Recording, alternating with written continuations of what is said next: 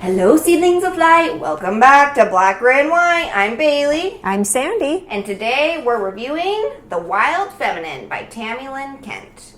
So this book was recommended to me by my nurse practitioner. I go to a holistic nurse practitioner in Utah, and she is absolutely wonderful. And I was dealing with, that's when I got really sick. I was dealing with a lot of stomach problems, a lot of not feeling safe, and she recommended this book to me. And you've read it as well, and Yep. we both like it. And the whole part about this book is restoring your wild feminine nature, which, you know, how would you define feminine if you were to define it? What is the Womanly? What is the definition of affirmation? How would you define feminine if you were to put a term on it? I guess a softer, creative side. Creative side. So before I read this book, feminine to me, I guess, would mean pink and sparkly, because that's just kind of what I associate with girliness. And so in the beginning of the book, one of the profound things that Tami talks about that really caught my attention is she went to a women's conference and a gal was speaking there, and she comes out and she comments on the pretty pink banners that are hanging up, and she goes, these are really pretty colors, you know, very, very one. And she goes and she asks, she goes, what is the definition of feminine, right? Had the silence that everybody does trying to come with an answer. And she goes, it's difficult to know the true feminine because very few people have experienced it. And so that kind of hits you right in the feels, like, oh, okay, maybe I do need to do a little bit of research. And so her book goes through, the gal who wrote it, Tami Lynn Kent, is also, she does vaginal health. So she works on, like, so you don't, what is it when, like, a prolapsed uterus, she does preventative care on all of that. So she goes through stories of, like, people who have miscarriage, people who have been molested, all the things. So no matter what your situation, people who have had a hysterectomy, so no matter what your situation is, she goes over an event that kind of touches on it and how to heal. So I really recommend this book. One of the things that I liked about her book is it's really taking back the feminine side. Your power. Of that power, where we've always, I mean, I grew up not crying. I mean, heaven forbid I cry at work and show a weakness because I was in a male-dominant workforce and have that. So I had adapted to be more masculine and to set those things aside. To fit in with society. Right? Societal norms. Yeah. And what I liked about Tami is she brought that back. She gave you the power back. One thing she says is so powerful that as women, spirit comes into your body when you carry a child. And nobody else has that power. Only women carry that power. And, you know, Pretty impressive. And it's funny that people call us weak, right? Like, that's the societal norm, is that women's and emotions are weak, which I don't know if you know how difficult it is to cry in front of somebody, but, like, let me tell you what, that is not a weakness. So it definitely goes into that. So what she talks about is your pelvic bowl, which is your space between your hips, which holds your uterus, your ovaries, all of those things. And she talks about the energy that goes in there. So I have a few things written down. So as women, we possess feminine in our elemental nature. So it's you don't have to go looking for it because it's you, right? That's where you find it. And she's all about restoring your creativity and what makes you a woman. So she names things off. So she calls it the womb cycle. Your uterus is the cycle of transformation. So when you build up your menstrual lining of the uterus, physically and energetically gestates a woman's creations. So that's what you're doing when you do it. And when you shed, you release excess energy, and it basically reboots your system with rest and refocus before another cycle. So she talks about getting in touch with those feelings so that you can plan your creative journeys around it. And actually reading this book is what inspired me to start this YouTube channel with my mom, because that's what brings me joy, is doing this creative content for you guys. That's what makes my little heart happy. The second, your ovaries are your cycle of creation. It contains your women's potential creativity seeds. And then the vagina is your cycle of regeneration. So she gives you exercises. She tells you to do a pelvic bowl massage, which you can do on yourself or you can get done to you. And I have had that done by my nurse practitioner. and it's very eye-opening, and it kind of tells you what you need to work on. So I did that, and Jeanette's my practitioner, and she's so wonderful. She makes it, it's not like going to a gynecologist, which is what you expect, cold instruments and spread eagle. So that's not at all what it is. But I also think what Tami tries to do is, it's an uncomfortable situation to talk about your uterus. Mm-hmm. It's uncomfortable. When I was pregnant, I felt I got my hand caught in the cookie jar. Everybody knew, right? Mm-hmm. It's like, it takes that, she's taking ownership back where the society has shamed us and, like you said, felt that we were weak because of being feminine. And it makes me question, back to even in the Bible, if you look at in some of the Bible stuff, it's like, and even back to Eve, where everybody says, well, if Eve one day ate the apple, right, sin wouldn't happen. But it's interesting that, to me, my thought process is, did the devil tempt Eve because she would be a harder sell? And what did she empower that he wanted to tempt her? And so she's become the scapegoat through all this, and that's basically, right, and, our and ancestor. what was her punishment? Hard labor, right? Yep, like hard to labor. bring children in.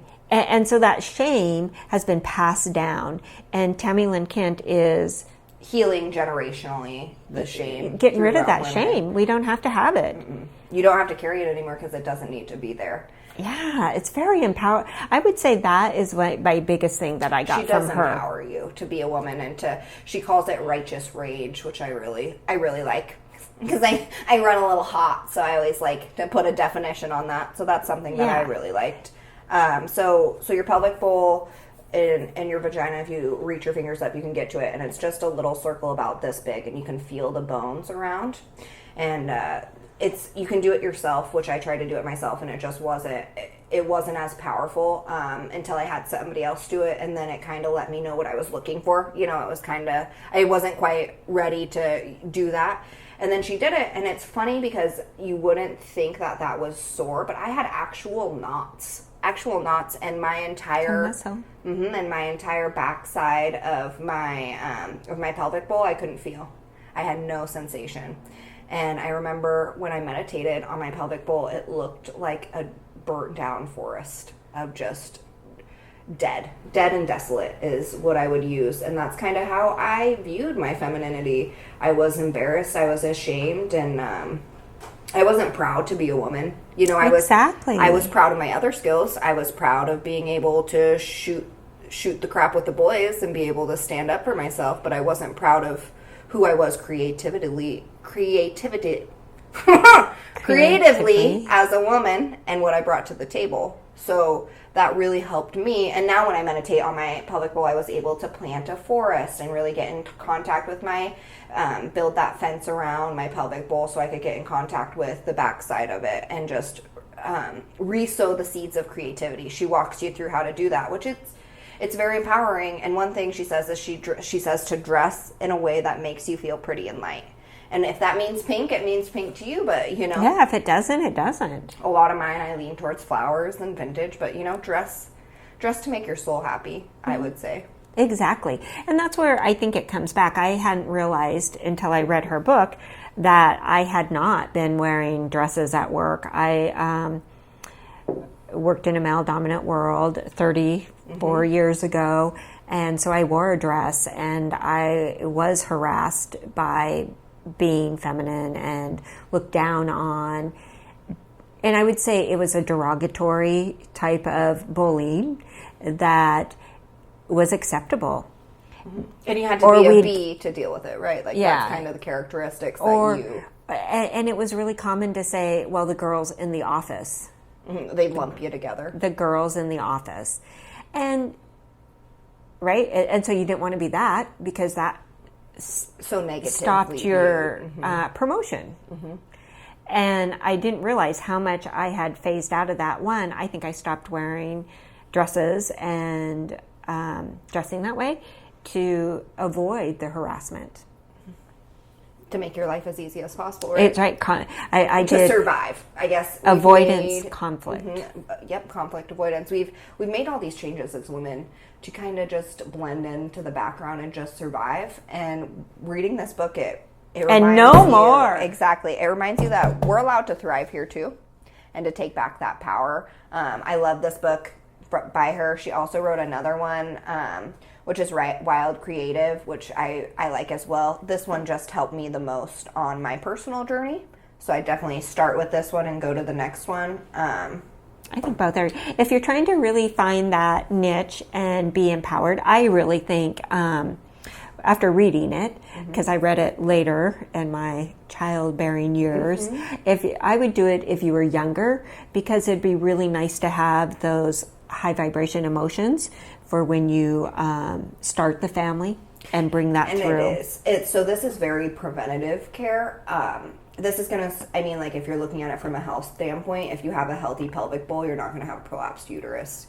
So, which is, if you have a hysterectomy and nothing's left holding it up, you know, it comes out. So this is definitely preventative care, and it talks about the energy releasing. A cool thing that she does bring up for people who are later in their childbearing years, she talks about the energy, even if you've had a hysterectomy, how the energy stays there. And so you can still follow those cycles and still gain the power back from a woman, even if the parts necessarily aren't there anymore. So that does give you that power back. Yeah, and like any energy, anything that you take out, right? If you take a low vibration out, you want to fill it back up with a high vibration. So the same thing, if you've had a hysterectomy, you want to definitely get in there, because low vibration energy gets in there. It's an empty space. Which is pretty powerful. I actually worked with my Shame Su Ayurveda specialist, and there's herbs you can take too, and things. But yeah, no. So 10 out of 10 for Mom and Sandy and Bailey. That's right. Love this book. I don't really have anything. I guess what makes you happy? What's your feminine? And I don't want to. Sorry, to go back. I don't want to shame men out of this, because men are also a balance of masculine and feminine energy. So what, man or woman, what do you find is your creativity? That's what I guess feminine is linked to, is your creative spirit. So maybe that's my definition of feminine. I would agree. And she does ask, that's in her second book, her first question is, what's your creative currency? So how do you feel your creative currency? And it took me a while to figure that out. One of mine, I did the soul searching, right? I had to go way deep down inside. And I like to just take pictures on my phone of flowers. Actually, just flowers. I like to. And so I started doing that. And so what is your creative currency? What fills you up? And it's really hard to find that isn't someone else's creative currency. It's your own. That speaks to your own heart. Exactly. What fills you up? Mic check. Yeah. So let us know what fills you up. You, my lovely viewers, fill me up and fill my little meter all the way up. So sending all the love and light, guys. Black, gray, and white 1@gmail.com. Scroll to the bottom, leave me a comment, or in her Bailey. All right, bye guys. Thank you.